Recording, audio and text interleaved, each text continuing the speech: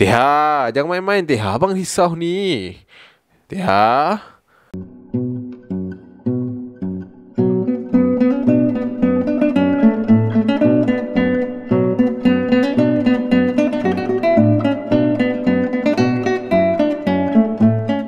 Alright guys, Assalamualaikum. Welcome back to my channel. Oi, sepatutnya video ni keluar semalam Tapi kenapa tak keluar semalam? Alright, so semalam aku ada benda yang penting juga nak disettlekan. So aku tak sempat nak upload semalam. So kita tengok malam ni lah. Alright, so malam ni aku nak kongsikan satu kisah seram dengan korang. Satu siri lah kisah seram yang nak aku berkongsikan kepada korang. Satu siri yang pada aku agak lain sikit untuk malam ni. Sebab aku buat 2 kali refreshing. Bukan refreshing. Aku buat 2 kali, macam apa orang kata, ulang kaji lah untuk benda lah ni. Sebab aku rasa yang siri kali ni macam lain macam sikit cerita dia. Tak apa lah. Korang yang belum subscribe, minta tolong subscribe. Yang belum tekan like dulu. Kita teruskan kot. So, macam biasa, let's roll it. أنزلنا هذا القرآن على جبل لرأيته خاشعا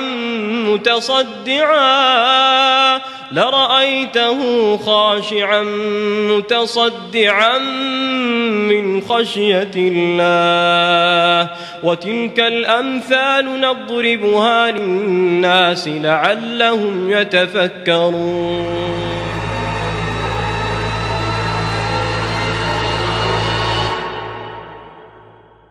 Alright guys, so dah baca doa, semua dah baca, Alhamdulillah. So hari ni kita dah pun sampai 11 puasa, 11 Ramadan, Alhamdulillah juga. So kepada siapa-siapa, macam biasa sebelum saya start video ni, saya nak disclaimer awal-awal Saya pun dah lama rasanya tak buat video seram ni. Tapi tak apa, untuk hari ni saya buat juga untuk korang. Siapa-siapa yang mungkin ada penyakit kronik, ada masalah jantung ke, lemah semangat ke, disarankan untuk tidak menonton video ini. Boleh dengar kan, ataupun dengan cara yang lain lah kalau tak boleh nak menonton. Sebab kan, walaupun bulan puasa, tapi kalau dah terperanjat tu, dia tak kira bulan apa. Alright. So harap boleh bagi kerjasama lah, sebab kita nak elakkan benda-benda yang tak best berlaku. Alright. Kita nak enjoy benda ni sebagai hiburan. Jangan tak sop sangat. And aku tak minta korang untuk percaya sangat. Okay. So untuk tak buang masa, aku rasa dah boleh aku kita mulakan tentang kisah kita yang pertama untuk malam ni.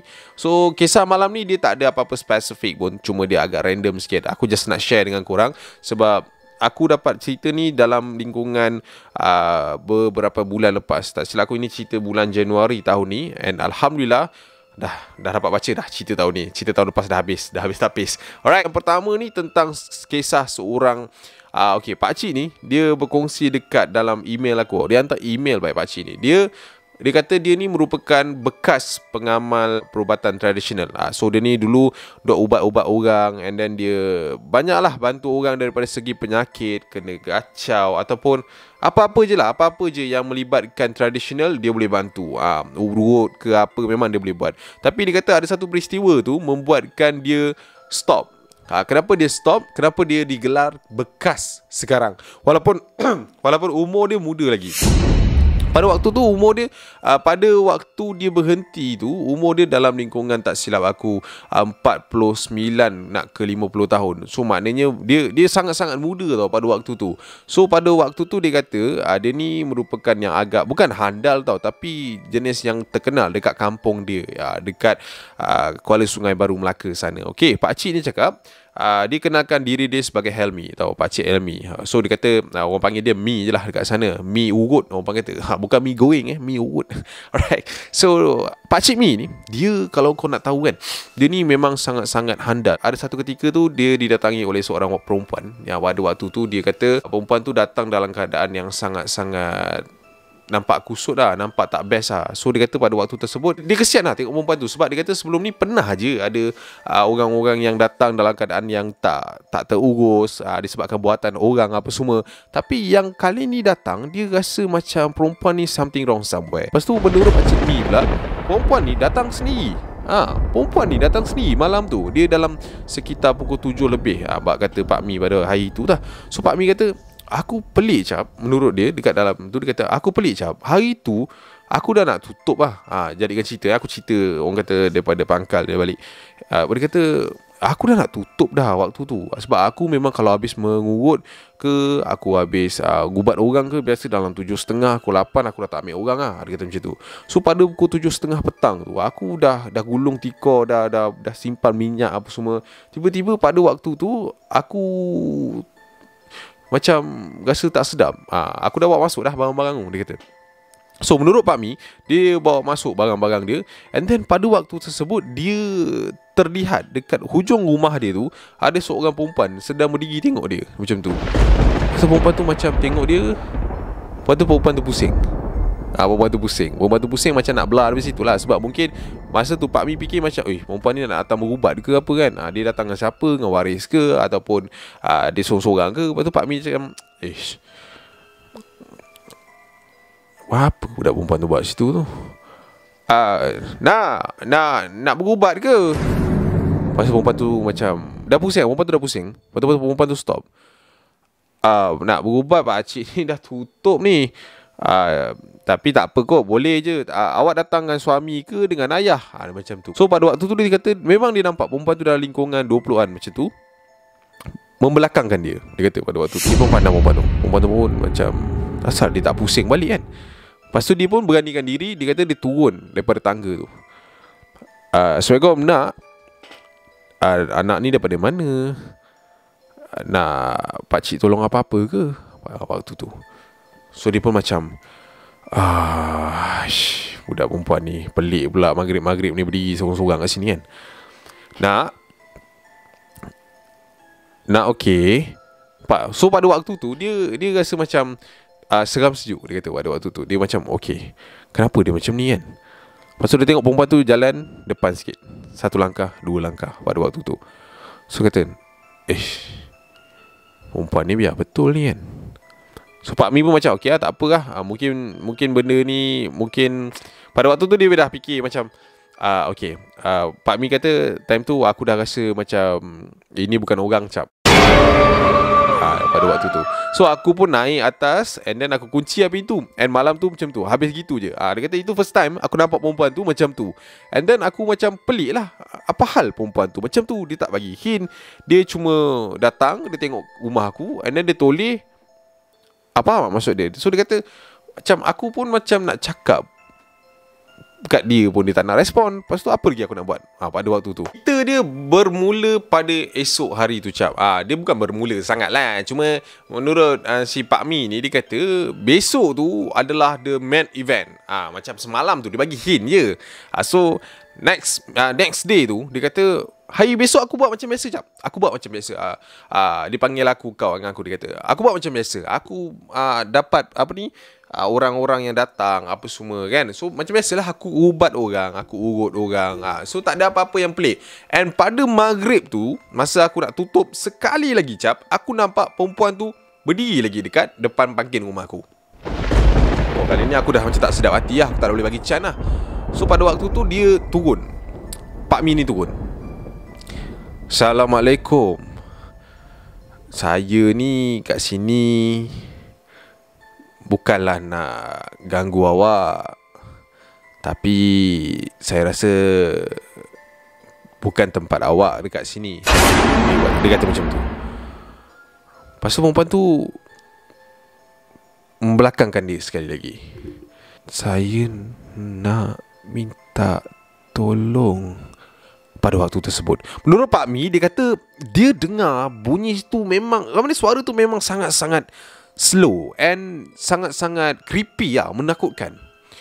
Tapi Pak Mi kata time tu dia macam steady lah. Biasa ada pengamal ubat ni kan. So macam nak minta tolong macam mana awak tak bagi tahu saya?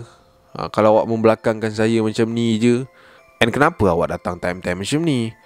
Tak ada waktu lain ke? Lepas tu dia dengar lagi sekali suara perempuan tu. Ini waktu siang saya nak minta tolong. Macam tu. So Pak Mi macam Okey, awak nak saya tolong awak macam mana? Saya pun bukannya bagus sangat dalam bidang ni. Saya berubat orang, niat saya baik. Saya tak kacau orang. Saya tak tahu nak boleh bantu awak ke tidak. "Pakcik, tolonglah saya." Wah, kau bayangkan. Oh, berani Pak Mi ni kan. So dia macam, Okey, pakcik tolong awak. Awak cakap apa yang pakcik kena buat. Ikut saya. Pak Mi macam, ikut ke mana? Tempat saya nak minta tolong. Macam tu. Okey, pakcik ikut. Pak Mi pun ambil keputusan untuk ikut si perempuan ni. And then perempuan tu pun berjalan ke depan. Dia kata waktu tu aku nampak perempuan tu jalan 1 langkah, 2 langkah, 3 langkah, 4 langkah. Okey, aku nak terangkan kat korang rumah Pak Mi ni macam mana. Okey, rumah Pak Mi ni rumah kampung tau. And then dia kata dekat sebelah jalan tu ada satu jalan straight untuk menuju ke Paya. And pada waktu tersebut dia kata perempuan tu bawa dia ke arah tu. Awak nak bawa saya gimana ni? Tempat minta tolong. Wah, dia pun macam, takkan kat Paya awak nak minta tolong? Tolong saya pakcik. Pada waktu tu. So pada waktu tu Pak Mi dah macam, ini bukan alright ni kan. Tapi Pak Mi ni layankan dia lagi. Dia macam sempoi lagi apa semua kan. Pak Mi ni pun ikut dia sampai kat ujung Paya tu. Pada waktu tu Pak Mi cakap, buat pertama kalinya perempuan tu menolehkan muka dia memandang ke arah Pak Mi. Pada waktu tu Pak Mi hanya terdiam. Kerana apa? Dia kata dekat depan aku cantik, elok. Aku dah macam, kenapa kat sini? Dalam hati ni memang dah terpesona. Aku terpesona bak kata lagu TikTok. Tapi dia kata macam memang dia jam, dia stuck macam tu. Pakcik boleh tolong saya? Macam tu. So pada waktu tu menurut si Pak Mi ni, aku bercakap dengan satu wanita yang cantik dekat depan aku, yang daripada tadi minta tolong. Ya pakcik tolong. Awak nak pakcik tolong macam mana? Pakcik boleh tak turunkan saya? Oi, gila kau. Pada waktu tersebut, menurut Pak Mi, dalam usia 49 tahun dia dalam bidang ini kali pertama dia bercakap dengan satu roh yang datangnya daripada satu jasad yang tergantung di sebelah pohon berdekatan dengan hujung Paya tersebut. Apa yang aku nampak, Cap? Ada satu tubuh wanita yang sudah terkulai layu. Aku tak tahu dah berapa hari dia mati dekat situ, dengan leher dia terjerut, terbujur kaku dekat situ.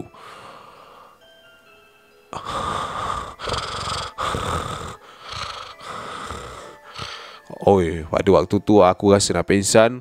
Kepala aku pun aku tak tahu apa yang aku nampak. And aku toleh depan balik, dah tak ada sesiapa yang berada dekat depan aku. Pada waktu tu aku cepat-cepat toleh ke belakang. And aku lari. Aku lari bukan pulang ke rumah aku, tapi aku pergi minta tolong dekat sekitar kejiranan yang ada dekat situ untuk hubungi pihak berkuasa tentang apa yang aku jumpa pada malam tersebut. And menurut pihak berkuasa, aku tak sebutlah nama perempuan tu perempuan tu adalah salah seorang daripada orang kampung kat situ. And menurut Pak Mi ni, dia kata ahli keluarga dia kenal Pak Mi. And dia pernah bawa perempuan ni datang ke Pak Mi untuk berubat kerana dia terkena buatan orang pada waktu tersebut. Dia kata macam, kenapa aku tak pernah perasan perempuan ni dia kata waktu tu. Tapi disebabkan depression ataupun tak tahan dengan gangguan yang dia alami, aku tak tahulah dia ambil keputusan untuk bunuh diri kat Paya tu ke, ataupun ada benda drive dia pergi sana ke, tak tahu. Wallahu a'lam, kata Pak Mi tu.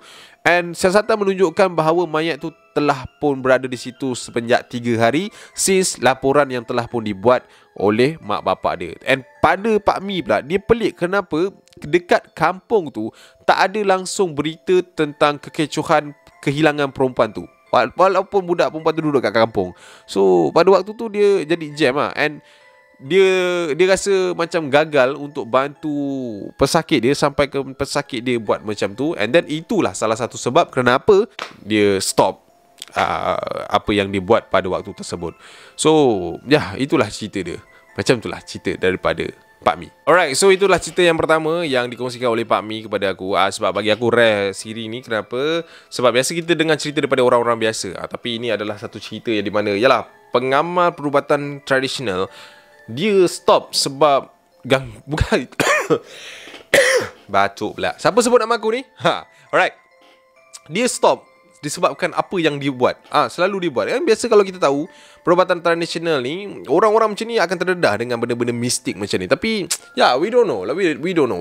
Sebab benda-benda macam ni kalau kita nak borak kan, dia memang orang kata lain daripada lain lah. Alright, so okay, untuk cerita yang kedua ni dia agak simple sikit, tapi bagi aku menakutkan juga. Alright, so ini ceritanya datang daripada seorang suami. Nama si suami ni, dia kenalkan diri dia sebagai Jack.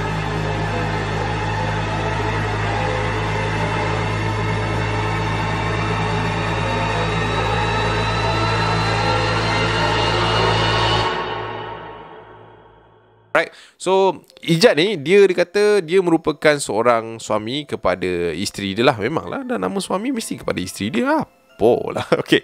So nama isteri dia Teha tau. Teha ni, Fatihah ni, dia seorang yang biasa-biasa je, tak ada apa-apa that kind of special. Tapi disebabkan ada satu peristiwa ni membuatkan, macam mana nak cakap bini dia ni bukan kena buatan orang, tapi disebabkan kecelaruan ataupun bukan depression lah kot, dia terlalu stres. Kau tahu kan, kalaulah kita ni dikatakan terlalu stres, kita punya resiko untuk didatangi oleh makhluk-makhluk sebegini tinggi. Faham tak maksud aku?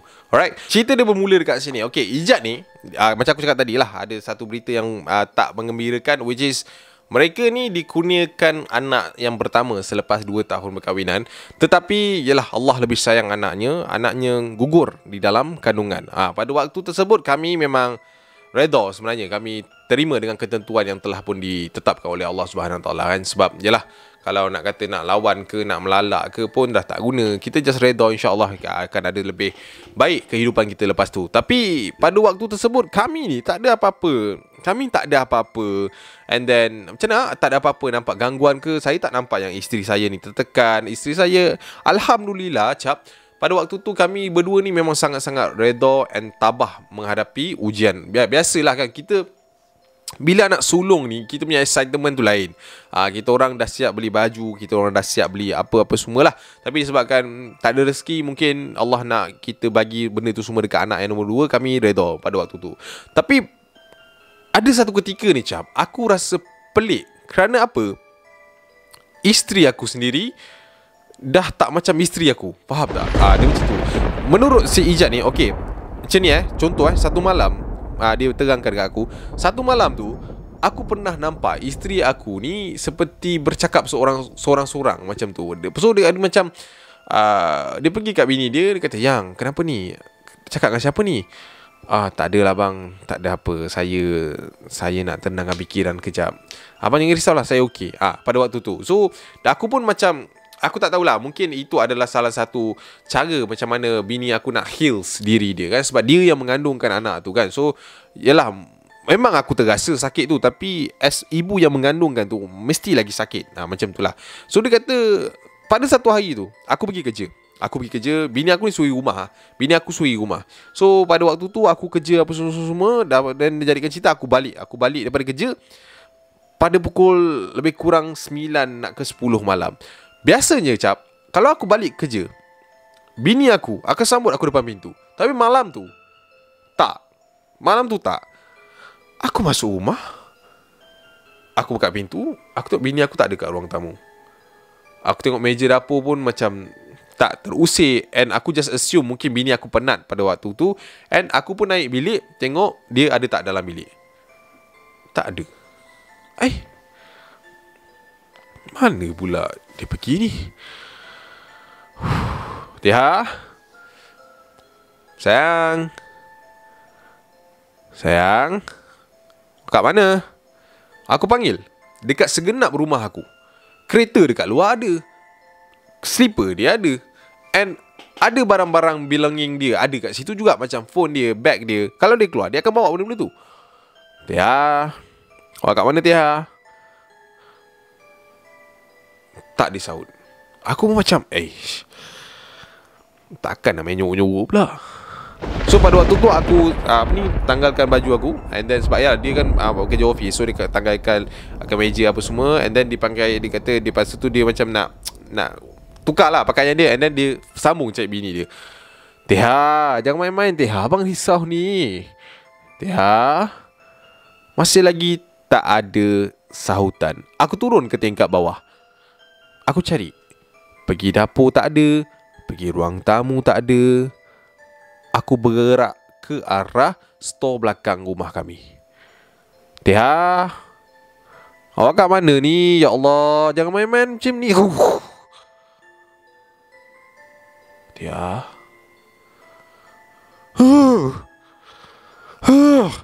Oh, waktu tu aku dengar bunyi macam tu. Tia, aku dekatkan diri aku ke arah yang lebih depan. Fatihah. Abang. Waktu tu aku dengar suara bini aku dekat dalam store depan aku. Aku apa lagi, lari cepat-cepat. And aku nak buka pintu store tu. And dia jadikan cerita pula, pintu store tu kunci. Aduh, satu hal lah pula. Aku tak fikir panjang lah. Dengan kuasa adrenalin yang aku ada, aku tu terajang pintu tu. And pintu tu pun terbuka. Abang.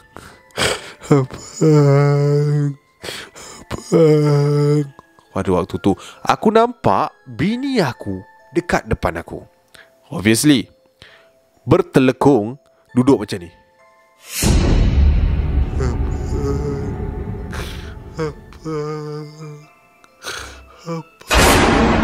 Waktu tu Fatihah, mengucap Fatihah. Okey tak ni Fatihah? Pada waktu tu itu je aku mampu cakap. Dia ambil anak kita bang. Dia ambil anak kita bang. Pada waktu tu aku pun macam, apa pula yang ambil anak kita kan? Fatihah, anak kita sekarang dekat syurga. Tak ada siapa-siapa ambil. Masih dekat abang meh. Abang, dia kata dia nak ambil abang. Time tu aku punya bulu roma naik. Aku pelik kan. Tadi dia kata dia dah ambil anak aku, and then sekarang dia kata dia nak ambil aku. Siapa ni Fatihah? Belakang abang. Waktu tu aku dah macam, apa yang ada kat belakang aku?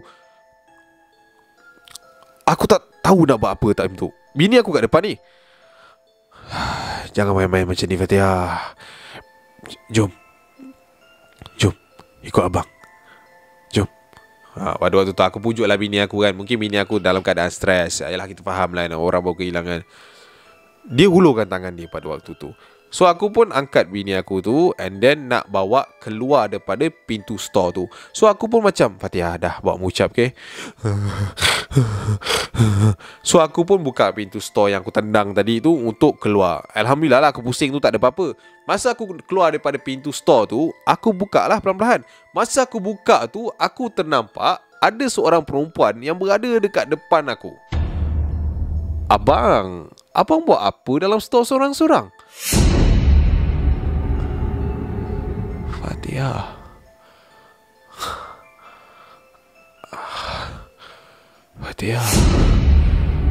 Fatihah pergi mana tadi? Saya tengah bawah toilet. Saya dekat bawah, toilet bawah. Tengah bawah toilet pula. Saya dekat toilet bawah. Saya dengar abang panggil tadi. Saya menjawab, lepas tu abang diam.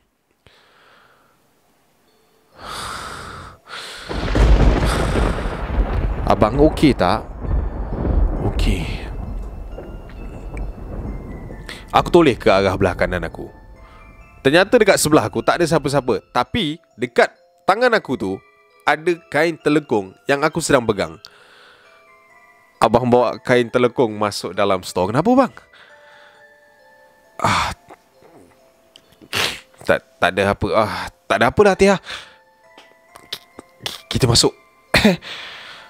Time tu memang aku punya darah memang naik, bulu roma aku memang naik. And then aku tutup balik pintu store tu. Masa aku nak tutup balik pintu store tu, aku terdengar sekali lagi bunyi, "Abang, tolong abang." Aku tunggu tutup pintu tu, and aku berlari kat bini aku lah. Aku berlari kat bini aku, and then pada waktu tu bini aku kata dia nak ajak aku tidur lah. Pada waktu tu dia kata dah malam, and aku tak nak. Aku packing baju, aku angkat baju, and aku bawa dia balik ke rumah mak aku pada waktu tu. Nasib baik rumah mak aku dekat dengan rumah aku.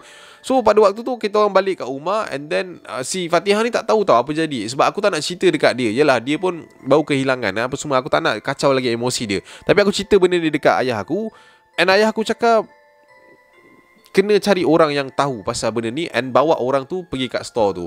And then adalah beberapa orang yang aku upah untuk bawa ke store tu untuk melakukan sedikit pembersihan apa semua. Ada pelbagai cerita lah. Ada yang kata ada orang dah letak something dekat rumah aku. Ada orang yang kata aku ni dengki. Kebanyakan cerita dia sama dekat ada orang dengki. And then diorang percaya bahawa anak aku tu pergi disebabkan dengki orang. And dia suruh aku berjaga-jagalah, jaga solat, pendiding diri apa semua. Tapi alhamdulillah sampai hari ni kami pun dah ada 3 orang cahaya mata, and alhamdulillah tak ada apa-apa gangguan. And kalau dikatakan kami punya anak tu yang pertama hilang disebabkan dengki orang, menurut si Izzat ni, dia kata dia tak nak fikir banyak lah. Dia kata just dia redha dengan apa yang Allah dah tentukan kat dia, and dia tahu Tuhan tu bagi dia ujian yang dia mampu. So alhamdulillah sekarang dia happy dengan 3 orang anak dia yang ada. So mungkin itu hikmah dia. Tapi itulah pengalaman yang paling dia tak boleh lupakan sepanjang dia macam tu lah. Alright, so itulah dia kisah yang aku nak share dengan korang. Yang korang mana request cerita seram kan, yang korang dok tunggu cerita seram. Sorry sangat-sangat, kadang-kadang aku tak sempat nak post hari Senin tu. So hari ni aku payback sikit. InsyaAllah hari Senin nanti kita akan ada video baru lagi. So sampai sini saja untuk video untuk malam ni. Aku harap korang terhibur. Yang mana belum subscribe channel kedua Acap, boleh subscribe sekarang. Acap dah nak start dah konten baru dekat sana. And then siapa-siapa yang tengah riki-riki baju kurta, Acap masih lagi orang kata menjalankan bisnes kurta ni, tapi dah ada warna yang dah nak habis. Saiz pun dah ada yang dah nak habis. Kalau korang nak tahu, korang nak riki color apa yang ada, saiz sampai besar mana, 3XL tak silap Acap. Budak-budak punya baju pun ada. Korang boleh pergi klik link dekat description tu. Acap dah bagi siap-siap. And then korang boleh lah, orang kata dah boleh usah-usah kan, gaji dah masuk mah. Alright, so jangan lambat-lambat, takut nanti habis stok Acap tak boleh nak bantu dah. Alright, so kita jumpa lagi di video akan datang. Terima kasih kerana menonton. I see you when I see you. Wacau lu. Assalamualaikum. Bye.